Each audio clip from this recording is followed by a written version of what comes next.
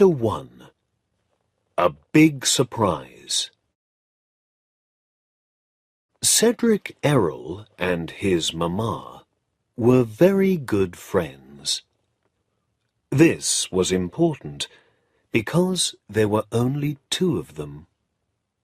Cedric's father was dead, and it was a sad day in the little house in New York when Mrs. Errol told Cedric this news. "Dear, dear Ceddy," she said, "your papa was very ill last week, and he's not coming home to us. He's never coming home again because—" And then she began to cry. Cedric was only 7 years old, but he was a very loving little boy. He went at once to his mamma and put his little arms around her and his face next to her face. They did not need any more words. So Cedric and his mother were alone in the world. Mrs. Errol's mother and father were dead, and Mr. Errol's family was in England. Mr. Errol's father, Cedric's grandfather, was an important man. He was the Earl of Dorincourt, the head of one of the oldest and most famous families in England. He lived at Dorincourt Castle and was very rich. But he was not a nice person. He was an angry, bad-tempered old man, and he hated America and Americans. So when his youngest son, Cedric's father, married an American girl in New York, a girl without money or family, just a nobody, the Earl was very angry. He wrote this letter to his son. "Never come to Dorincourt Castle, and never write to me. I don't want to see you again. Don't ask me for help or money. You can live or die. I don't want to know. You are no longer my son." The Earl had 2 older sons, but they were bad, selfish men. They spent the Earl's money on horses and women, never said a kind word or did a good thing in their lives. Nobody liked them, and their father hated them. They were a black page in the book of the Dorincourt family. Cedric's father was very different from his brothers. He had a beautiful face, was tall and strong, and had the kindest heart in the world. Everybody loved him. He was very sad when his father's angry letter arrived. He loved his home in England, and he even loved his bad-tempered old father. But he was young and happy with his sweet young wife. Soon Cedric arrived, and there never was a happier child than little Ceddy. He slept well, he ate well, he smiled a lot and never cried.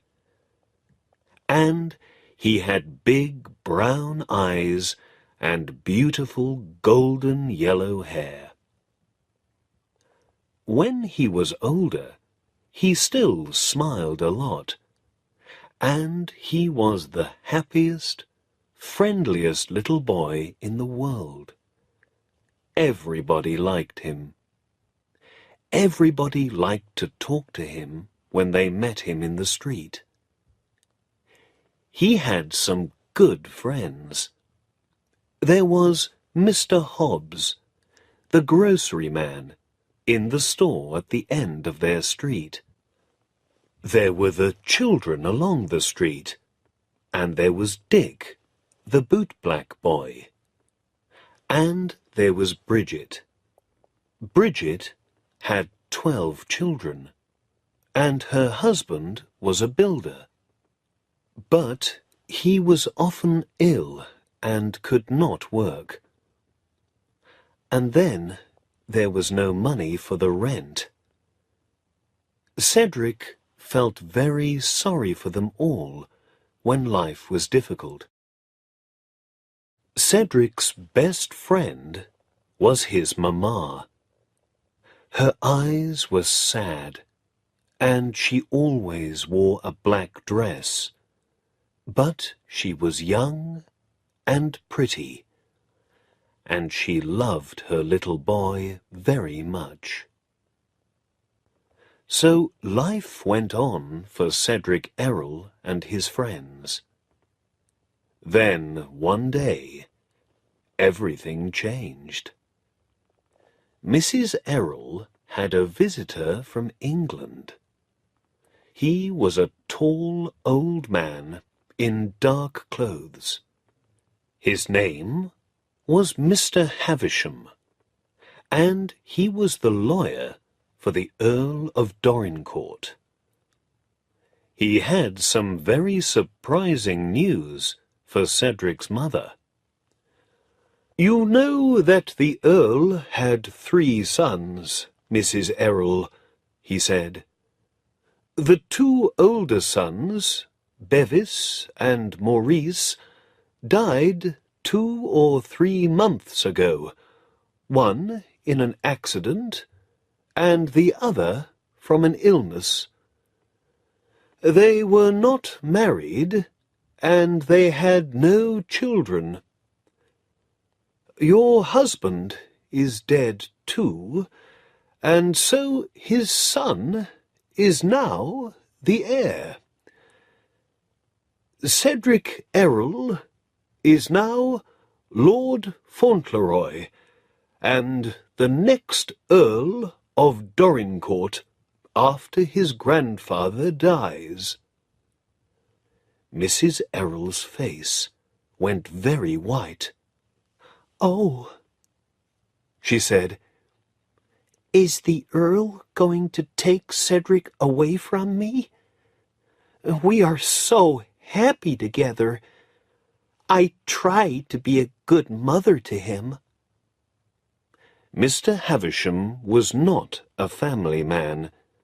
He was a lawyer, a cold man of business. But he saw that Mrs. Errol was a loving mother. His next news was difficult to say. "I must tell you, Mrs. Errol," he said, "that the Earl is not very friendly to you. He does not like America or Americans, and he was very angry when his son married you. I am sorry to say this, but he does not want to see you.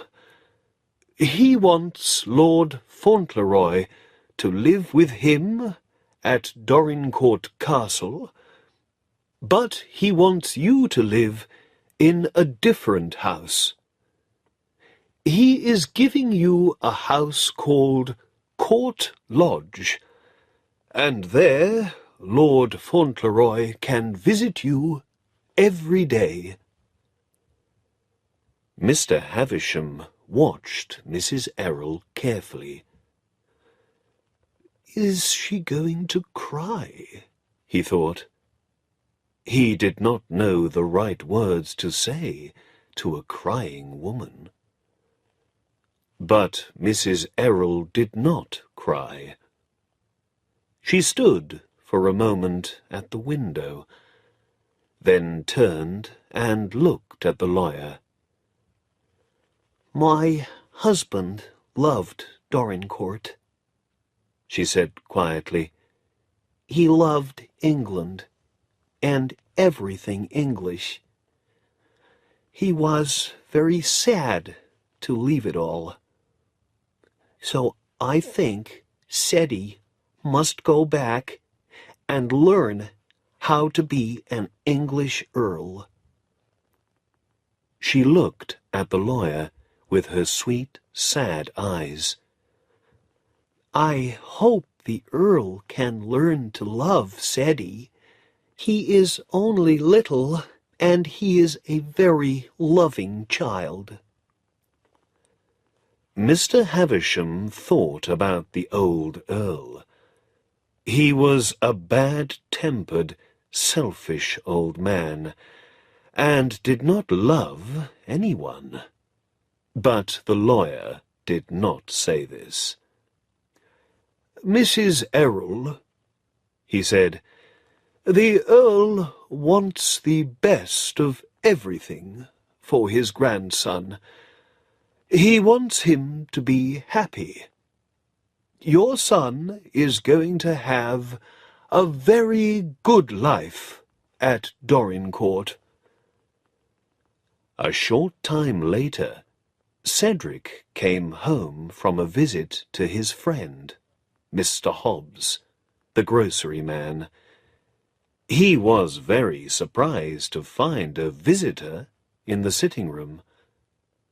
His mother ran to him and took his hands. "Oh, Seti!" she cried. "Dear, dear Seti!"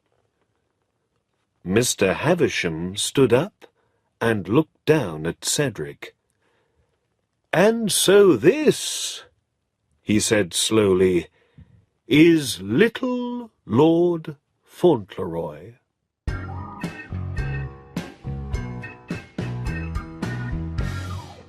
Chapter 2. Saying Goodbye to America. It was a lot of news for a 7-year-old boy.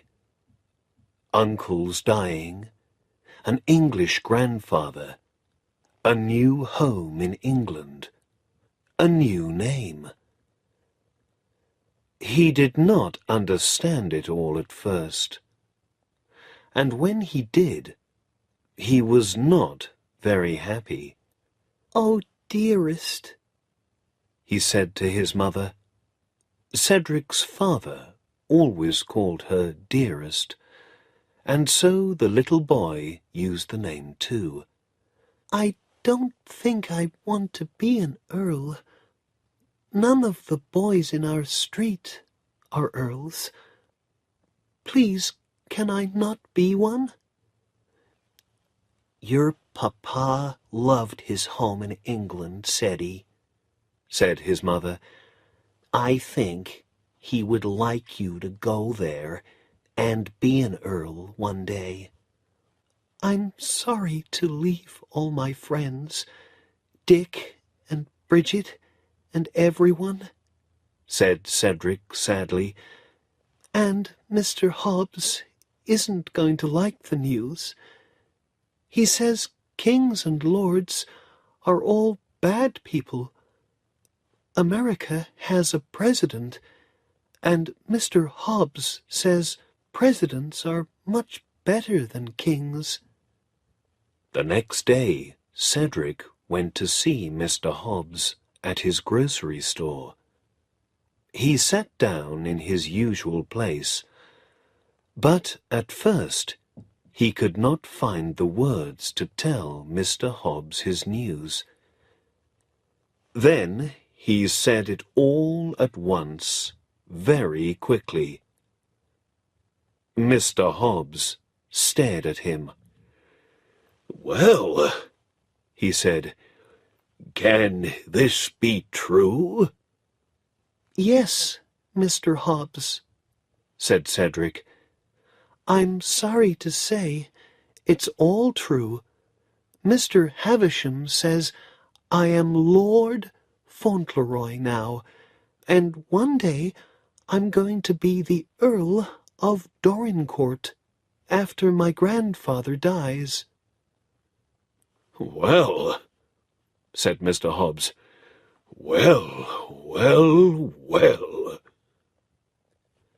They talked about it for a long time, and in the end Mr. Hobbs was happier about lords and earls. He liked his young friend very much. He first knew Cedric when he was 6 weeks old, and he had a grandfatherly interest in the boy. But he did not like Cedric going to England. "Can't you stay here and be an earl?" he asked. "No, I can't," said Cedric sadly. "Dearest says we must go to England." The Dorincourt name was an old and famous one, and the family was very rich, with great houses and castles in England. Mr. Havisham, the family's lawyer for 40 years, knew the Earl very well. He remembered the Earl's words to him before he left England. "I hate that American woman. She married my son because he was an earl's son, and she wanted to be rich. Her son is going to be just like her." But after a week in New York, Mr. Havisham knew differently. "Mrs. Errol married the Earl's son because she loved him with all her heart," he thought. "She's not interested in money. She asks nothing for herself. She only wants her little boy to be happy. I think the Earl is wrong about her and about her little boy." Mr. Havisham was surprised and pleased by the new Lord Fauntleroy. Cedric was a fine boy, tall and strong, with his mother's brown eyes and his father's golden hair. He spoke well, was not afraid of anything, and was friendly with everyone. He had a kind heart, too. Mr. Havisham learnt that very soon. One day he was with Cedric when his mother was out. Mr. Havisham wanted to talk to him about his new life in England, but Cedric spoke first. "Please, what is an earl?" he asked. "I don't know anything about them. Please, can you tell me?" "An earl is a very important person," Mr. Havisham said. "He usually comes from a very old family. The first Earl of Dorincourt lived 400 years ago." "Well, well," said Cedric. "That was a long time ago. That's interesting. But what does an earl do? This was not an easy question to answer. An earl, Mr. Havisham began, an earl often helps the king. Perhaps he's a soldier for the king. Some earls were very brave men in the old days. Oh, said Cedric, my papa was a soldier, and he was a very brave man, you know. I'm pleased earls are brave. It's a good thing to be brave, don't you think? Yes, Mr. Havisham said. There is another good thing about earls. Some of them have money, a lot of money. That's a good thing to have, said Cedric. I'd like a lot of money. Would you? Said Mr. Havisham. Why? Well, Cedric said happily, a person can do so many things with money, you see. I can buy beautiful things for Dearest, like books and pretty dresses.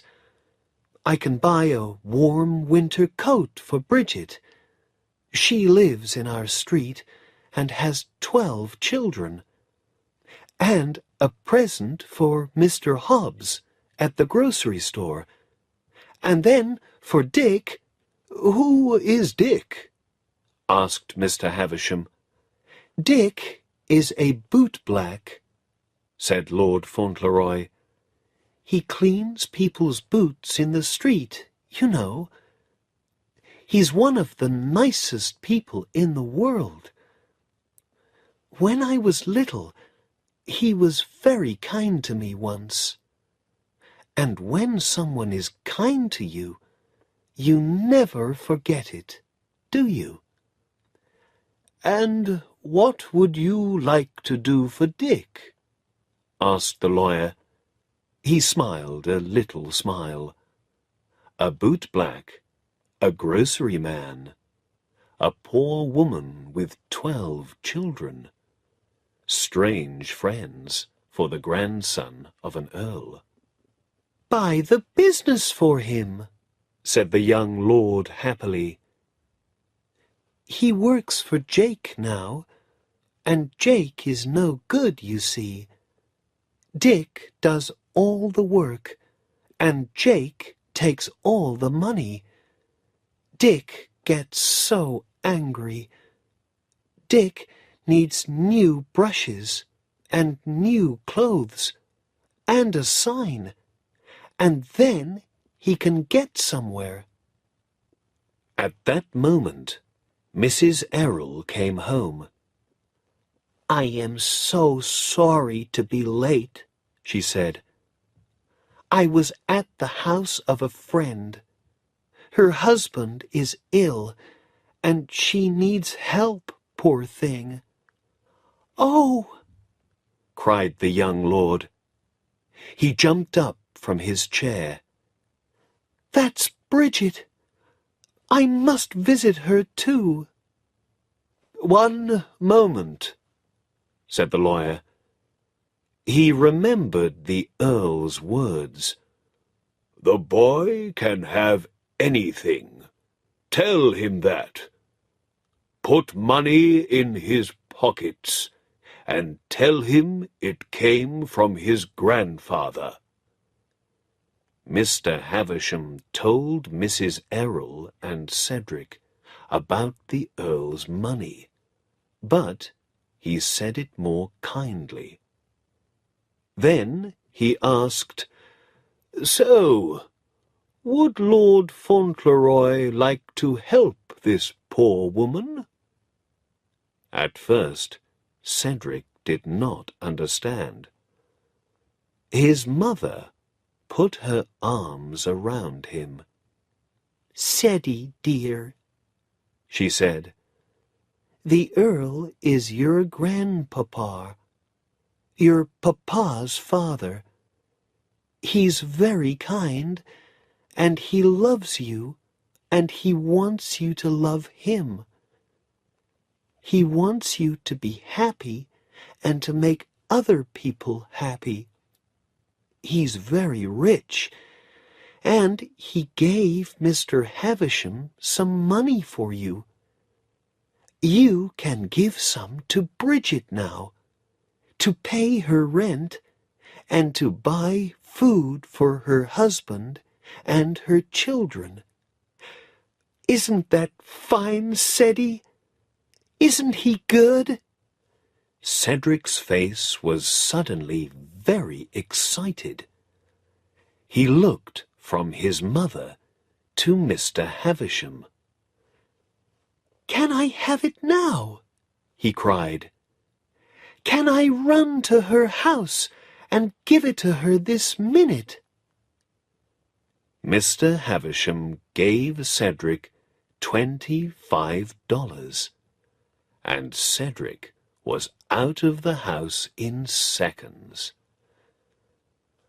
A short time later, Cedric was back, with a big smile on his face. "Bridget cried," he said. "She cried because she was so happy. I think I'm going to like being an earl." The old lawyer smiled his little smile again. "What's the Earl going to think about that?" he thought. "He gives his grandson money, and the boy gives it to a poor woman to pay her rent." The day for leaving New York came quickly. In the last days, Lord Fauntleroy was very busy. With the Earl's money, Bridget's children all had new clothes, and Mr. Hobbs had a very fine gold watch from his little friend. "Look," said Cedric. "the watch has our names on the back, so you can't forget me." Mr. Hobbs held the watch in his hand, and at first he could not speak. "I'm not going to forget you, my boy," he said at last. "You never forget a good friend, do you?" Dick, too, could not find words at first to thank his little friend. He now had new brushes, a big new sign, and the best bootblack business in New York. On the last day, he came to the house to say goodbye. "I'm sorry he's going away. I really am," he said to Mr. Havisham. "I never had a friend like him." Dick shook Cedric's hand for a long time. "Goodbye," he said. "Write and tell me all about it, earls and everything." That evening, Cedric's mamma was very quiet. Cedric held her hand. "It's sad saying goodbye to all our friends and our little house, isn't it, dearest?" he said. "Yes," Ceddie dear, "it is," she said. "Very, very sad."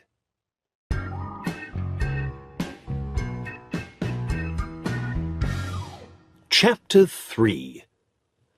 A New Life in England.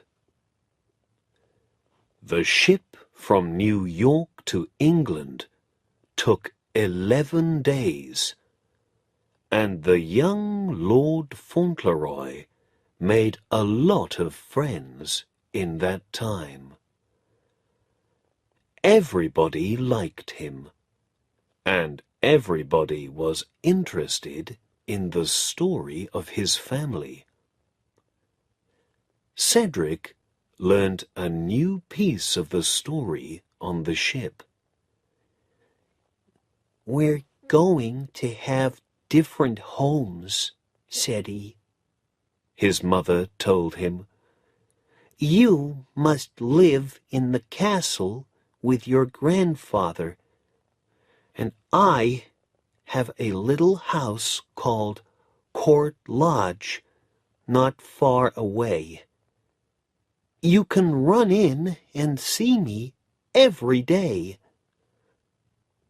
Cedric could not understand this, and was very unhappy about it. "But why?" he asked again and again. "When you are older," his mother said sadly, "I can tell you, but not now." To Mr. Havisham, she said this. "The Earl hates me and does not want to see me. I don't want Cedric to know that, because how could he understand it? He is a loving child, and I want him and his grandfather to be friends. It is better for the Earl that way." "I don't like it," Cedric said later to Mr. Havisham.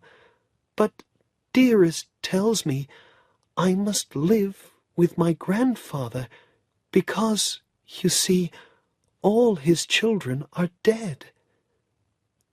You must be sorry for a man when all his children are dead." Mr. Havisham smiled. He enjoyed his little talks with Cedric very much. "Are you going to like the Earl?" he asked. "Yes," said Lord Fauntleroy. "of course, a boy must like his grandfather, and he's very kind to me." On his first night in England, Cedric stayed with his mother in her little house near the castle. But Mr. Havisham went up to the castle to see the Earl. The Earl was in a big chair by the fire.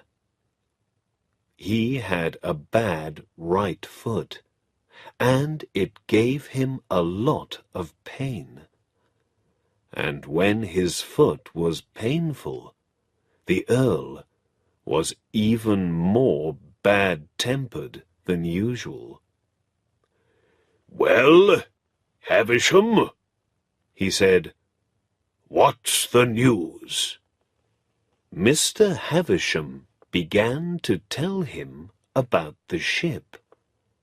But the Earl did not want to hear about that. "Yes, yes, yes," he said angrily. "But what about the boy? What kind of a boy is he? Is he stupid? What does he look like? Does he talk all the time in that stupid, noisy American way?" Mr. Havisham smiled his little lawyer's smile. "He is different from most English children, I think. But one thing, my lord.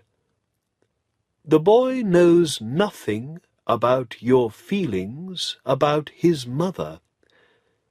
She said nothing to him because she wants you and him to be friends. So he thinks you are the kindest grandfather in the world." "He does, eh?" said the Earl. "So when you speak of his mother, please be careful." "Huh!" said the Earl.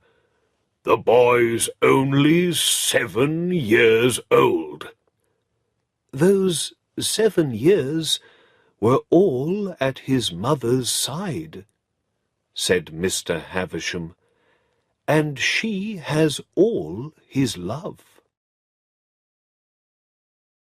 The next afternoon, the Earl's carriage carried Lord Fauntleroy and Mr. Havisham up to Dorincourt Castle. At the great front door, all the servants of the house waited to see the new Lord Fauntleroy, the little boy from America. When Cedric got out of the carriage, everybody had something to say about him. "Oh, look! He's just like his father, with the same hair, the same eyes. The dear little boy. And he's got his father's happy smile, too. Look!" "I'm sorry for him, living with that bad-tempered old man. Nobody ever gets a kind word out of the Earl. And his poor young mother, living all alone at Court Lodge, without her little boy. I'm sorry for her, too." Cedric smiled and said hello to everybody in his usual friendly way, and went into the house with Mr. Havisham. One of the servants, a tall young man, took Cedric to the back of the house and opened a door. "Lord Fauntleroy, my lord," he said. Cedric walked down a long room to a fire at the end. There was a big chair there, and an old man in it, with white hair and black eyes. Cedric came close to the chair. "Are you the Earl?" he said. "I'm your grandson. Mr. Havisham brought me." He held out his hand. "I'm very happy to see you." The Earl shook hands with him, very surprised. He stared at the strong, beautiful little boy in front of him, with his golden curly hair and his friendly, open face. "Happy to see me, are you?" he said. "Yes," said Lord Fauntleroy. "Of course. Everybody loves their family, don't they? It's exciting to meet a new grandfather, and you are very kind." He sat down on a chair and looked at his grandfather with great interest. The old Earl looked back at him. He did not like anybody in his family. He was bad-tempered with them all, and they all hated him. Kind? He said. How am I kind? Because of the money, Cedric said happily. For Bridget and Dick. I wanted to thank you. Bridget? Dick? Who are they? Said the Earl. And so Lord Fauntleroy told his grandfather all about his friends in New York, about Bridget and her husband and her 12 children, about Dick and Jake and the boot-black business. The Earl of Dorincourt did not like children, and children were usually afraid of him. But Cedric was not afraid, and he talked in his usual friendly way. He thinks I'm his friend, thought the Earl, and he wants to please me. This was a new feeling for the Earl. Cedric was only a little boy from America, but perhaps it was nice for the Earl to see a smiling face for once.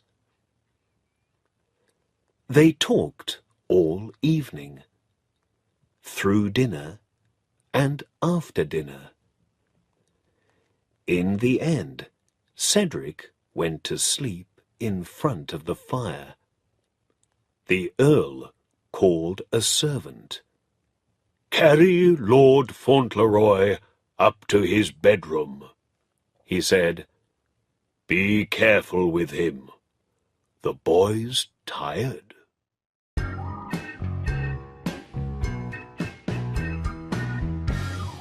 Chapter 4. The Earl and his Grandson. The next morning there were more surprises for Cedric. He had a servant, Mary, and 3 rooms in the castle. A room to sleep in, a room to have breakfast in, and a room full of books and toys and games. Wonderful games.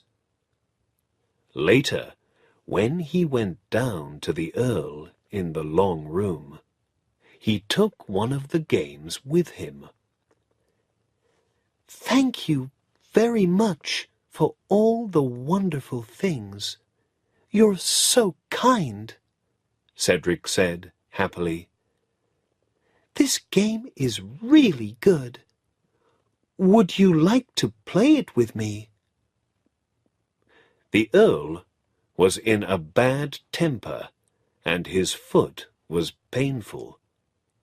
He did not give money and toys to his grandson because he had a kind heart. He gave these things because he wanted the boy to forget his mother. He opened his mouth to say, "No, I don't play children's games," but he did not say it. He said, "Very well, you can teach me." When the tall young servant came in with a visitor, Mr. Dawson, the vicar, they heard excited cries and laughing. "That's 2 out.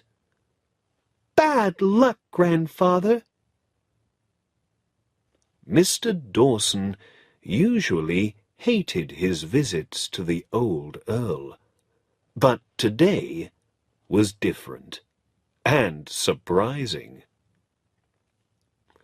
"Good morning, Dawson," the Earl said. "My grandson is keeping me busy."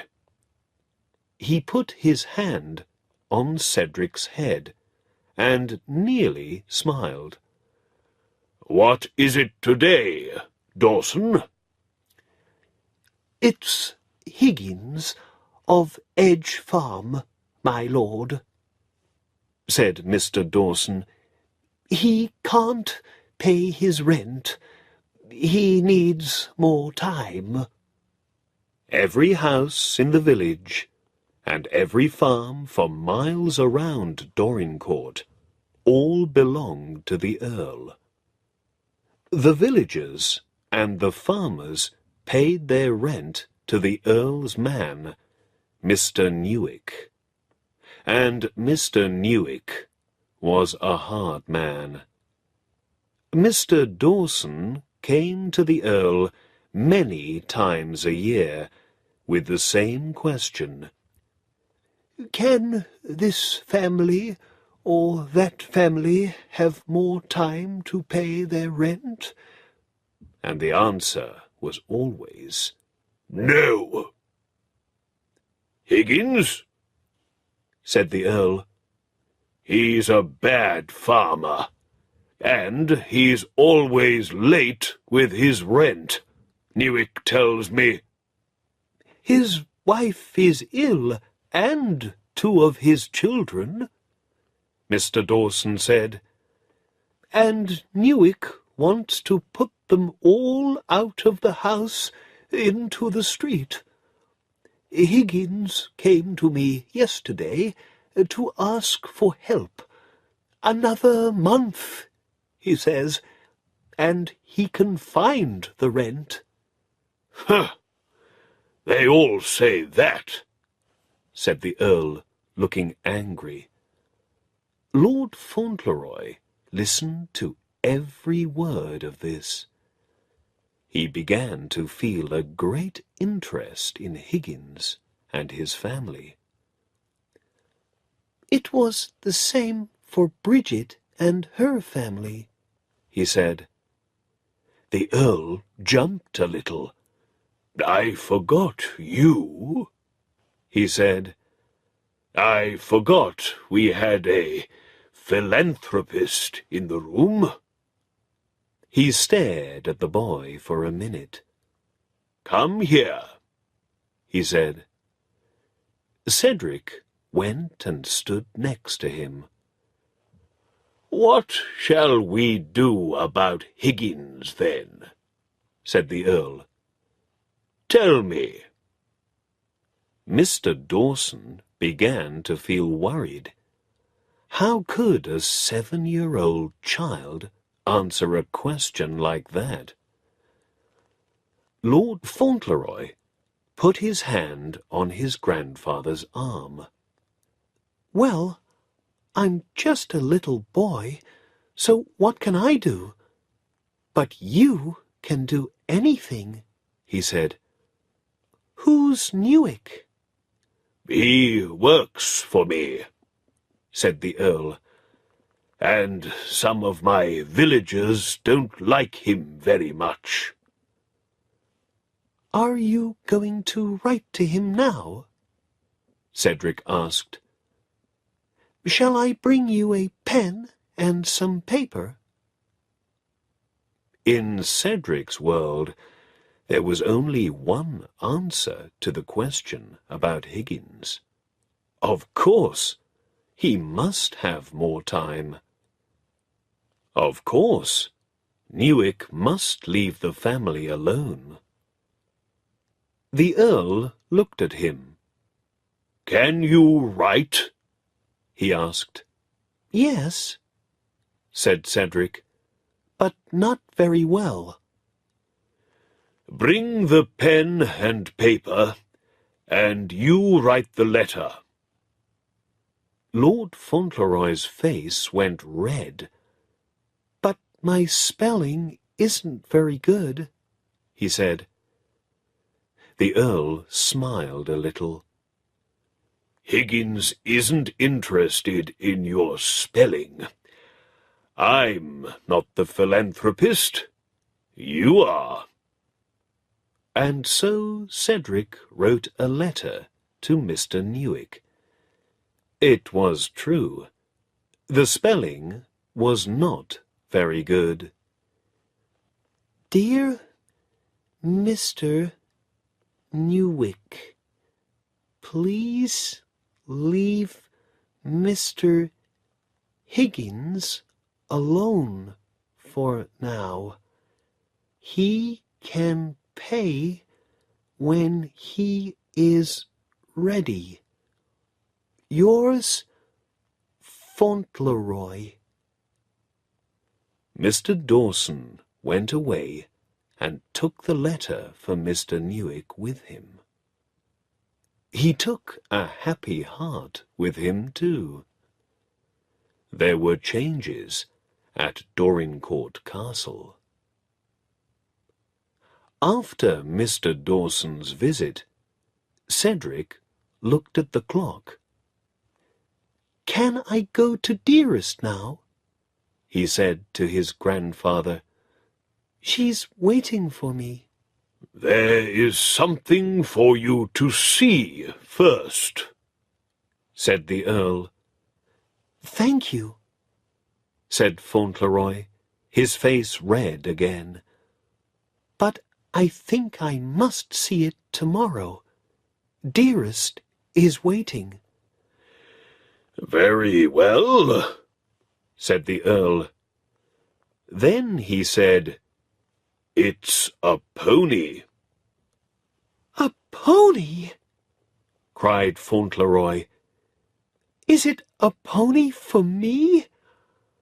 Like the things in my room upstairs? Yes, said his grandfather. Would you like to see it? A pony, Fauntleroy said again. He was very excited. How kind you are! You give me everything. I want to see it very much, but there isn't time now. Perhaps you can go to see your mother another time, said the Earl. Tomorrow, or the day after. Oh, no, said the boy.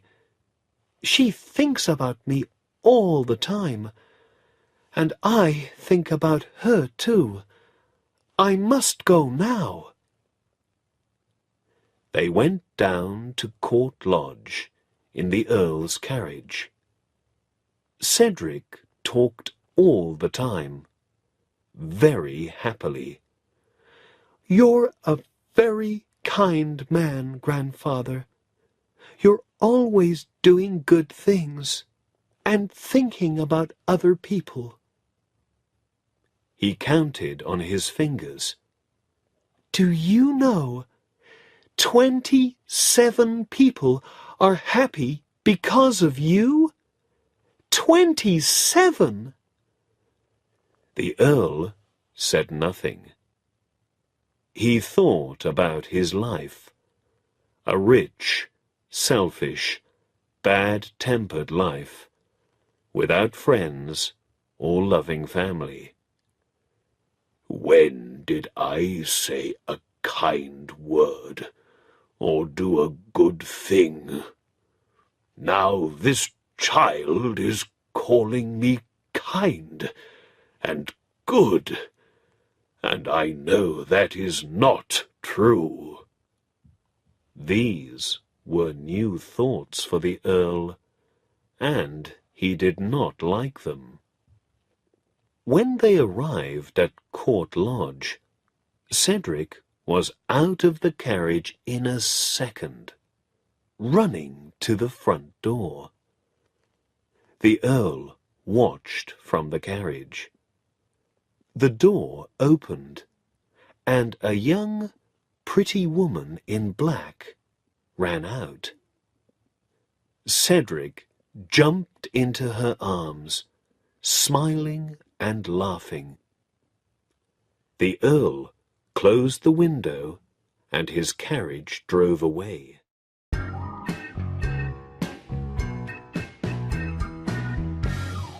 Chapter 5. News from Mr. Havisham. The news went round the village and the farms faster than a carriage with 6 horses. "Did you hear? The vicar went up to the castle and spoke to the Earl about poor Mr. Higgins. And the boy was there, little Lord Fauntleroy. Yes, and the Earl said to his grandson, 'You write to Mr. Newick, you tell him,' and the boy did. And the vicar took the letter to Mr. Newick, and now Mr. Newick can't put poor Higgins and his family out in the street." "Yes, and they've got another month to find the rent." Days and weeks went past, and by now everybody knew about Lord Fauntleroy and his mother.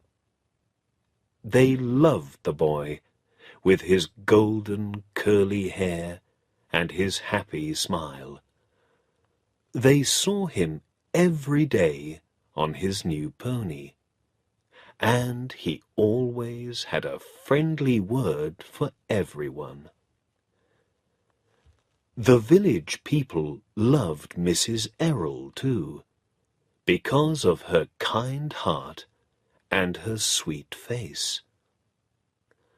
When somebody was ill in the village, Mrs. Errol was always there to help.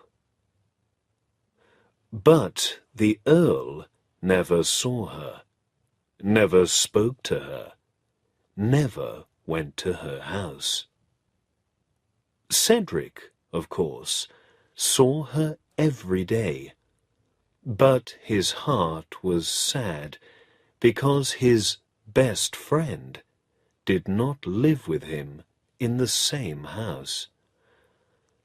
The Earl liked his little grandson more and more every week.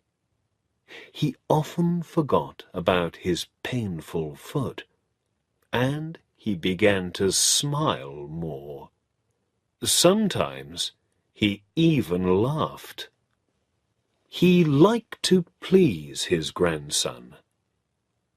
When Lord Fauntleroy wanted new houses for some very poor villagers, the Earl built new houses.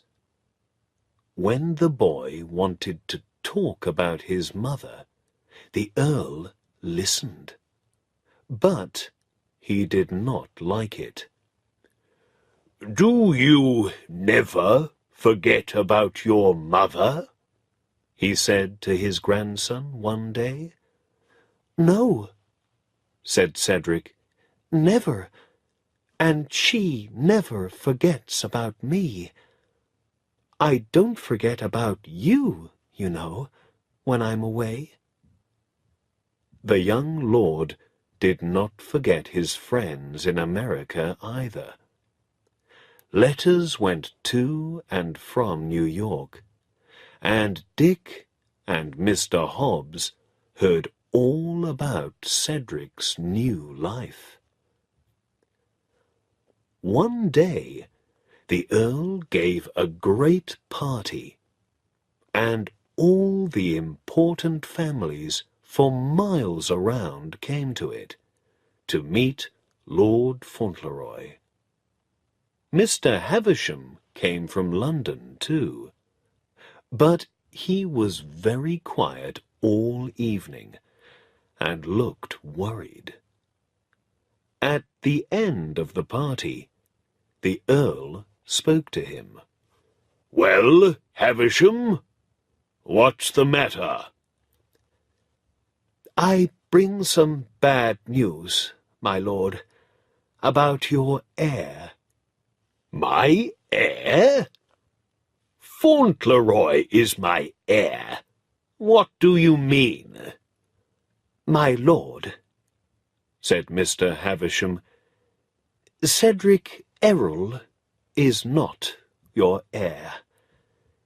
He is not Lord Fauntleroy. The true Lord Fauntleroy is the son of your oldest son, Bevis, and at the moment he is in London with his mother. The Earl's face was as white as his hair. Bevis? He said, This isn't true. Havisham, tell me this isn't true.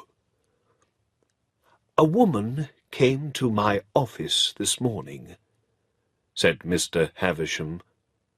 Bevis married her 6 years ago in London. She has all the papers. He left her after a year, but she had a son. He's now 5 years old. The woman is American. She's beautiful, but, well, she can only just write her name, and she's only interested in the money. The Earl's face was now dark red. He jumped up from his chair and began to walk up and down the room. Bevis was always the worst, he said angrily. I hated him, and he hated me. I must stop this. Cedric is very dear to me, Havisham, very dear. He's a fine boy, and he's going to be a better Earl of Dorincourt than me, or any child of Bevis's. Far away in New York, 2 of Cedric's friends sat round a table in a grocery store. They ate a supper of bread and cold meat, and talked about Lord Fauntleroy. Dick usually came round to the grocery store once a week. He and Mr. Hobbs were now good friends, and they enjoyed reading the letters from England and talking about them. When they wrote back to Cedric, Mr. Hobbs helped Dick with his writing, because writing was difficult for Dick. I didn't get much time for school, see? Dick told Mr. Hobbs one day. Pa and Ma were dead, and there was no money, so me and my brother worked. That was your brother Ben, was it? Mr. Hobbs said. Yeah, my older brother, said Dick. He was good to me, Ben was. But then he married this girl, and oh dear, she was bad news. She was a good-looking girl, big black eyes, long black hair, but she was always angry about something or somebody, me or Ben or the baby. I remember she broke a plate on Ben's head once. She hit the baby, too. A nice mother she was. Women, said Mr. Hobbs. Best to keep away from them, I say. I never married. Well, she didn't stay long, Dick said. She was angry with Ben because he didn't make money faster. So one day she left, with the baby. We never saw her again. She left New York, someone told us. What happened to your brother? Mr. Hobbs asked. "Ben's out in California now, working with horses on a big farm somewhere. He was sad about Minna and his baby son for a long time. Poor old Ben." After supper, Mr. Hobbs took out a letter. "This came from our friend today," he said. "Let's read it together now." He opened the letter, and they began to read. My dear friend, Mr. Hobbs, I have some surprising news to tell you and Dick. I am not Lord Fauntleroy, because my Uncle Bevis, he is dead, had a little boy, but nobody knew about him. My Uncle Bevis was the oldest son of the Earl, and so his son is Lord Fauntleroy, and I am just Cedric Errol again. My papa was the youngest son, and youngest sons don't have anything, so I am not very rich, and I am going to learn to work, perhaps with horses, because I like them a lot. My grandfather is very angry about it, and I never saw him angry before. With love, from your old friend, Cedric Errol, not Lord Fauntleroy. "Well," said Mr. Hobbs, "well, I don't know. Did you ever hear anything like that before?" "No, I didn't," said Dick. "But I know one thing. Young Cedric needs his friends at a time like this.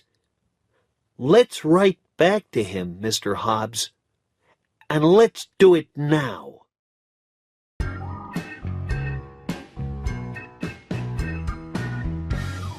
Chapter 6. News from America. The story about the new Lord Fauntleroy was soon in all the newspapers in England. And in Dorincourt village, of course, nobody could stop talking about it. "The Earl is so angry about it. He doesn't like the woman, and he doesn't want the boy." "Yes, and they say he's got 20 lawyers in London, all working on it, looking into things, asking questions." Did you see the woman, Bevis's wife, when she came to the castle with her boy? She's a tall, black-eyed thing with a hard face. Not a nice woman, and nothing like our sweet, kind Mrs. Errol.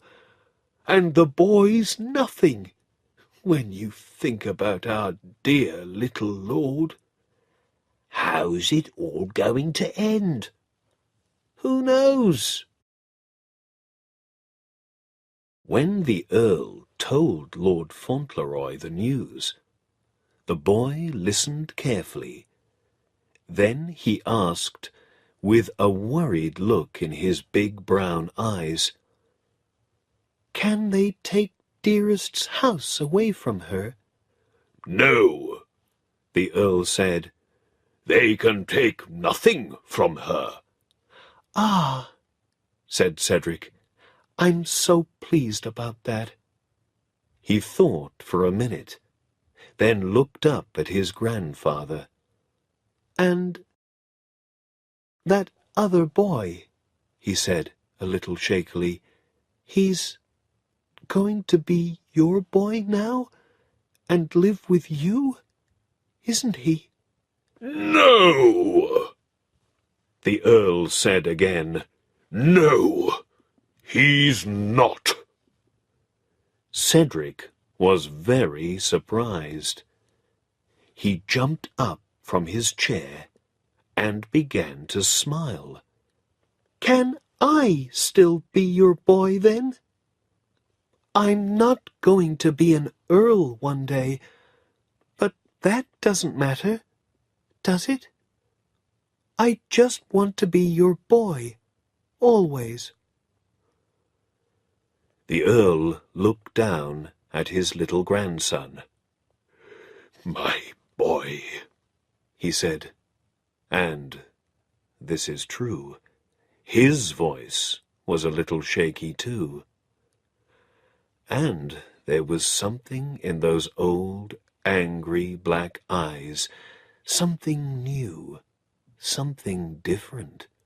Yes, you're my boy, my only boy, the best boy in my life. Cedric's face went red, and he looked very happy. That's all right, then.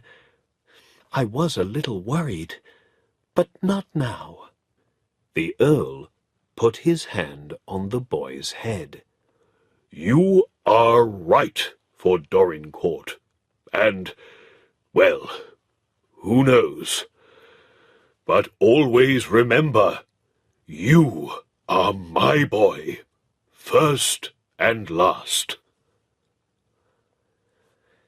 The Earl talked many times with Mr. Havisham about Bevis's wife and son, and Mr. Havisham talked with other lawyers in London. There were questions about the woman's story. When was her son born? Where was he born? She was Bevis's wife because she had the marriage papers. But was all her story true? Some days later, a visitor came to Court Lodge. The servant, her eyes big with surprise, ran to find Mrs. Errol. It's the Earl, Mrs. Errol, she said. The Earl's here. When Mrs. Errol came into her sitting room, she found a tall old man with white hair. He stared at her. The boy is very like you, he said. People say that, my lord, Mrs. Errol said. You don't want your son to be the Earl of Dorincourt, do you? The Earl said. It's a fine thing to be an earl, said Mrs. Errol quietly, but it's more important for my son to be a true, kind, brave man like his father. Not like his grandfather, you mean, said the Earl. I don't know his grandfather. Mrs. Errol looked up into his face. But I know that Cedric loves you. The Earl began to walk up and down the room. Yes, and the boy is very dear to me, he said. I'm an old man, tired of life. But then I found someone to live for. And now this other boy. Havisham told you about him. He came back and stood in front of Mrs. Errol. I am miserable, he said. Miserable. Again, his voice was a little shaky. "I hated you once. I don't know why. I came to see you because you are like the boy, and the boy loves you, and I love him. Be kind to me because of the boy." Mrs. Errol had a kind, loving heart. She put her hand on the Earl's arm. "Why don't you sit down for a moment? You are tired and unhappy." The Earl sat down, and they drank tea together and talked. He watched her sweet face and listened to her quiet voice, and he began to feel a little better. Before he went away, he looked around the room. "This is a happy room," he said. "Can I come again and talk to you?" "Of course, my lord. Come when you like." The English newspapers could not stop writing about the Lord Fauntleroy story. And soon American newspapers began to write about it too. Mr. Hobbs read everything, and he and Dick talked about it every day. Dick was a very good bootblack, and a lot of people came to him. One of them was a young lawyer, and one day he gave Dick his newspaper. "Here's a paper for you, Dick," he said. "This one's got pictures in it. An English castle, and this English earl and his son's wife. Well, she says she's his son's wife, but the earl says not. I don't... Hey, Dick, what's the matter?"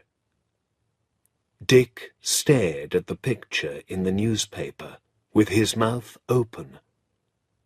He saw a good-looking young woman with black eyes and a lot of long black hair. "I know her!" he cried. "I know her like the back of my hand. It's Minna! It's my brother Ben's wife!" He began to put away his brushes. "Where are you going, Dick?" said the young lawyer. "I'm off to my friend Mr. Hobbs," cried Dick. "We've got business to do." And away he ran through the streets of New York to Mr. Hobbs's grocery store. At first, Mr. Hobbs could not understand it.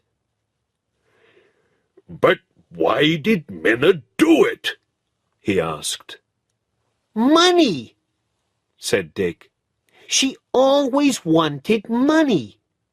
She married this Bevis, the Earl's son, for money. And now she wants to get our Cedric's money. Well, she's not going to. You and me, Mr. Hobbs, are going to stop her." Then Mr. Hobbs and Dick began to think carefully.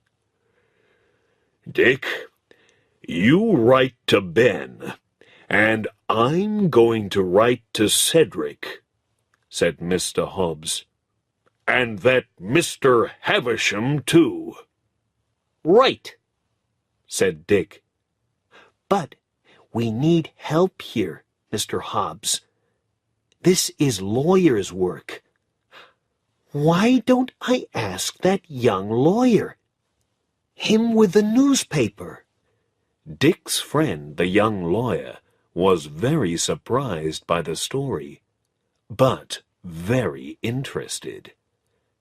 He began to get busy too, and letters went to California, to London, and to Dorincourt.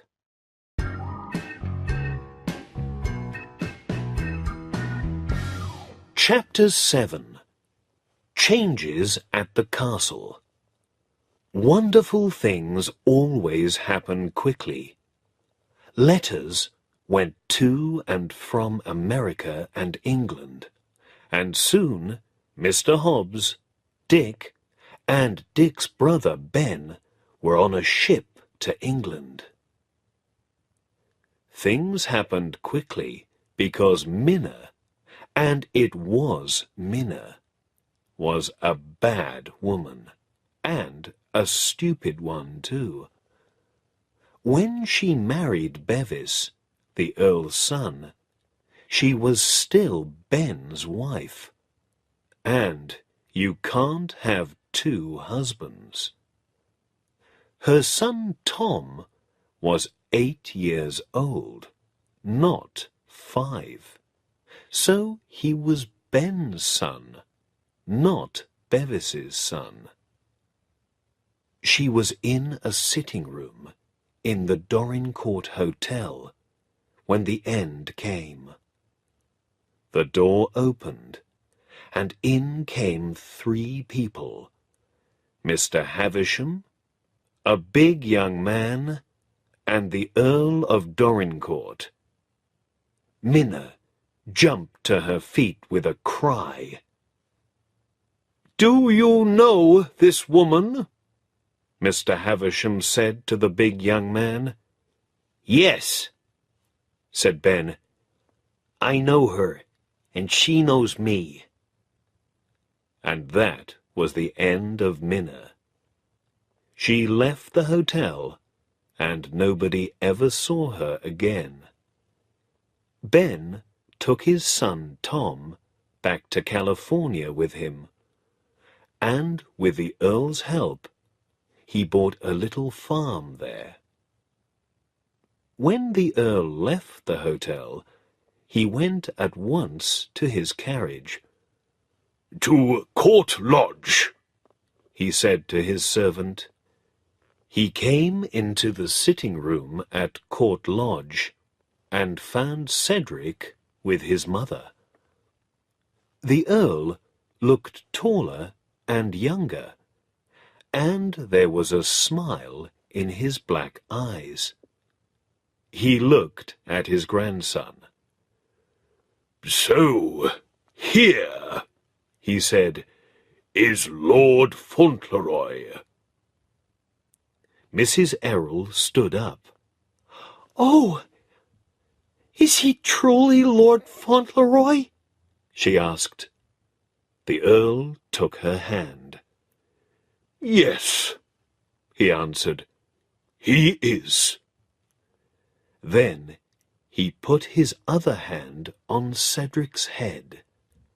"Fauntleroy," he said, "ask your mother this. When is she coming to us at the castle?" Lord Fauntleroy put his arms round his mother. "To live with us," he cried. "To live with us always." Mrs. Errol looked at the Earl with her sweet, sad eyes. "We need you," the Earl said. "We need you very much." Dick and Mr. Hobbs did not go back to America at once. The Earl had a talk with Dick, and Dick went back to school, in England this time. His writing got much better, and he began to study to be a lawyer. Mr. Hobbs liked England very much. In the end, he opened a new shop in Dorincourt, and was an important person in the village. People at the castle, of course, always went to his shop, and Cedric was in and out every day to see his old friend. Are you ever going back to America? Dick asked Mr. Hobbs when he visited one day. I don't think so, Mr. Hobbs said. I like to be near the boy, you see. He's a fine little lord, young Cedric.